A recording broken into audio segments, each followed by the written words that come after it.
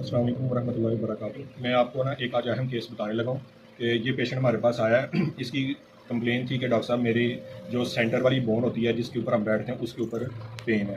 तो इस हवाले से मैं आपको बताने लगा हूँ। अच्छा देखें, कुछ पेशेंट्स ऐसे होते हैं वो जो लॉन्ग ट्रैवलिंग करते हैं बाइक के ऊपर, तो वो ख़राब रोड्स के ऊपर जब वो चलते हैं तो जो बाइक की वाइब्रेशन होती है वो उनकी जो बॉडी की सबसे लास्ट वाली बोन होती है जिसके ऊपर बंदा बैठता है उसको कॉक्सिक बोन कहते हैं। उसके ऊपर बार बार रेपिटेटिवली मूवमेंट हो के तो बोन की स्वेलिंग हो जाती है। तो एक ये वजह होती है। दूसरी वजह होती है कि कुछ पेशेंट्स ऊपर से नीचे सीधा गिरते हैं, मतलब वो सीढ़ियों से नीचे गिरते हुए आते हैं। तो वो किसी ऊपर जगह पर चढ़े हुए थे, किसी बिल्डिंग मटेरियल बिल्डिंग का काम करते वक्त वो जो गो वगैरह होती है उसके ऊपर जब वो चढ़ते हैं वो नीचे गिर जाते हैं। किसी भी जगह से ऊपर से नीचे गिरते हैं तो हिप की जो बोन होती है, कॉक्सिक बोन होती है, उधर वो चोट लगती है तो उसकी स्वेलिंग हो जाती है उसको।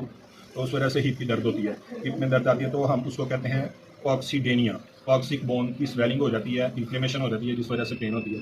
ये मैं नॉर्मल आम बंदों को समझाने के लिए बात कर रहा हूँ। तो ये आप कैमरे में इधर दिखाएं, ये पेशेंट है, ये वाला लंबर एरिया है, ये हिप है। तो इस जगह पर पेन आती है।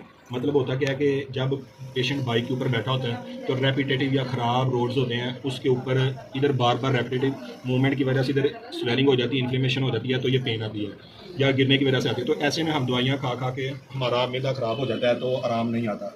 तो जो ऐसे पेशेंट्स जिनको बाइक की वजह से या गिरने की वजह से कॉक्सीडेनिया हो जाए तो उसको दवाई भी लेनी चाहिए, साथ उसको फिजियोथेरेपी भी करानी चाहिए। तो कुछ स्टेप्स मैं आपको बताता हूँ कि अगर वो ये वाले स्टेप्स करें तो वो ठीक हो जाएगा।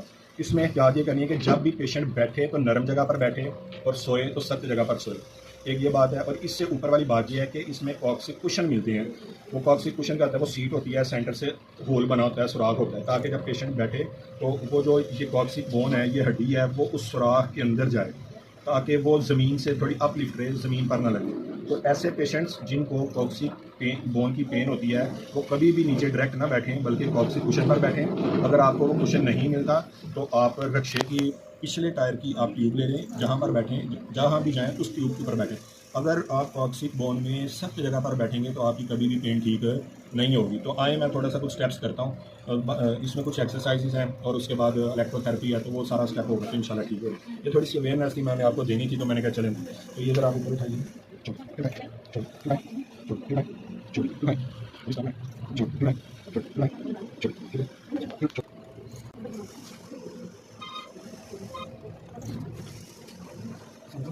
एक्सरसाइज और फिजियोथेरेपी में इलेक्ट्रोथेरेपी एक डोमेन है, वो इलेक्ट्रोथेरेपी भी करनी चाहिए। खासकर उसमें एक अल्ट्रासाउंड मशीन होती है, वो बड़ी बेनिफिशियल होती है ताकि पेन और स्वेलिंग कम हो।